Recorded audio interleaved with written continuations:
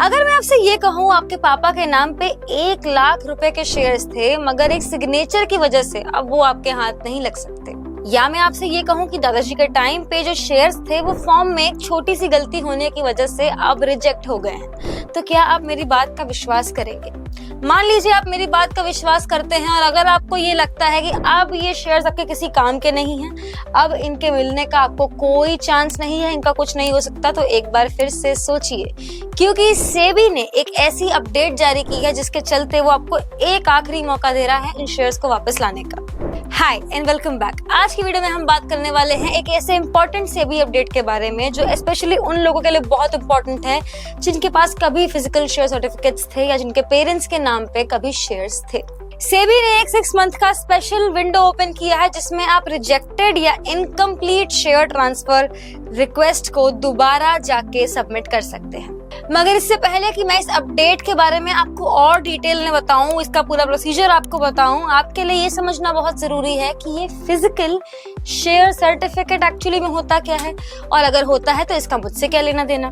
तो आइए आपको सीधे सिंपल शब्दों में समझाती हूँ बिना किसी देरी के। आज से पहले के जमाने में क्या होता था कि लोगों के पास पेपर फॉर्म में फिजिकल शेयर सर्टिफिकेट होते थे शेयर्स के, लेकिन 1 अप्रैल 2019 के बाद सेबी एक रूल ले आया कि अगर आपको इन शेयर्स को ट्रांसफर करना है या इनको सेल करना है तो इनको आपको डीमैट या डीमैटेरियलाइज्ड फॉर्मेट में रखना होगा, यानी कि डिजिटल पेपरलेस फॉर्मेट में अपने पास रखना होगा। तो उसके बाद क्या हुआ, जो लोग अपने फिजिकल शेयर्स ट्रांसफर करवाना चाहते थे उन्होंने कंपनी को अपनी एप्लीकेशंस भेजी, मगर एप्लीकेशंस में क्या हुआ, कुछ लोगों की एप्लीकेशंस इनकम्प्लीट थी, कुछ लोगों की एप्लीकेशंस में गलती थी, जैसे सिग्नेचर मिसिंग था या आउटडेटेड आईडी प्रूफ था। ऐसे इश्यूज के चलते उनकी एप्लीकेशंस रिजेक्ट हो गई और उनको वापस रिटर्न कर दी गई, तो वो लोग अपने फिजिकल शेयर्स को ट्रांसफर नहीं करवा पाए। और ऐसे ही लोगों के लिए सेबी ने एक अनाउंसमेंट किया है जिसमें उसने एक 6 महीने का अपॉर्चुनिटी विंडो खोला है ऐसे लोगों के लिए जो अभी भी अपने फिजिकल शेयर्स ट्रांसफर करवाना चाहते हैं। ये विंडो खोली है 7 जुलाई 2025 से लेके 6 जनवरी 2026 तक, यानी कि इस पीरियड के दौरान अगर आपने 1 अप्रैल 2019 से पहले अपने फिजिकल शेयर्स ट्रांसफर करवाने की एप्लीकेशन भेजी थी, वो किसी हाल में किसी रीजन से रिजेक्ट हो गई, तो आप दोबारा वो एप्लीकेशन भेज सकते हैं। ये एक रिमेडियल विंडो है, आपकी पुरानी गलतियों को सुधारने का एक मौका सेबी ने आपको दिया है। मगर कैसे होगा ये पूरा प्रोसीजर, आपको ऐसे में क्या करना है, सिंपल स्टेप्स में समझेंगे एक एक करके। स्टेप 1, अपने ओल्ड रिकॉर्ड्स पहली बात तो चेक कर लीजिए, क्या आपने या आपके किसी फैमिली मेंबर ने 2019 के पहले कोई शेयर ट्रांसफर रिक्वेस्ट भेजी थी जो रिजेक्ट हो गई है।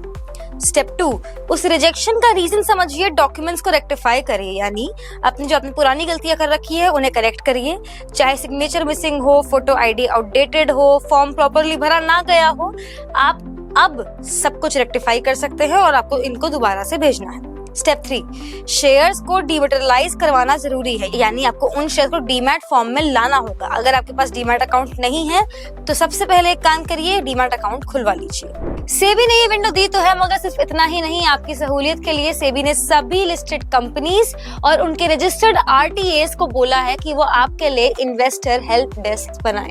ये लोग क्या करेंगे, ये आपको फॉर्म सबमिट करने में, समझने में आपकी मदद करेंगे ताकि आपको जो रीसबमिशन का प्रोसेस है वो स्मूथली कैरी आउट हो जाए, कोई भी उसमें बम्प्स या दिक्कतें ना आए। साथ ही साथ हर 2 महीने पे स्पेशल अवेयरनेस कैंपेन्स भी चलेंगे अखबारों में, सोशल मीडिया पे या न्यूज पे, ताकि आपको अपने इन्वेस्टमेंट्स पे टाइमली अपडेट्स भी मिलती रहे।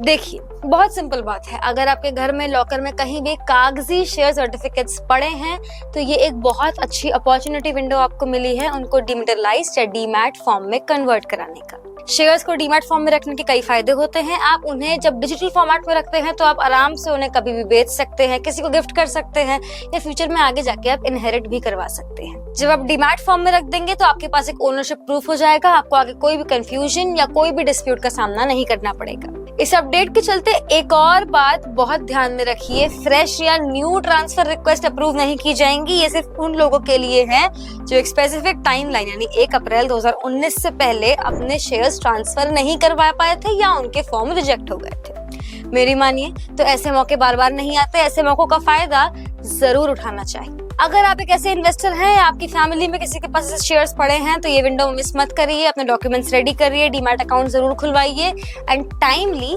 अपनी ट्रांसफर रिक्वेस्ट दोबारा से रीसबमिट कर दीजिए। अगर आपको ये वीडियो अच्छा लगा, आपने आज कुछ नया सीखा, please like this video, share it with your friends, subscribe to our channel. जल्द मिलूंगी एक और वीडियो के साथ। Press the bell icon for instant updates.